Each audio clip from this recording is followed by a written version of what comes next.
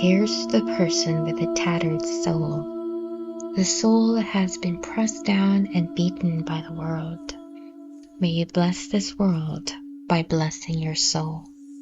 May you honor this world by honoring your soul. Be kind to it. Be submissive to its whims, for it only seeks what's best for you. It only seeks for you to go home. It only seeks for you to be free, to be truly free, to be free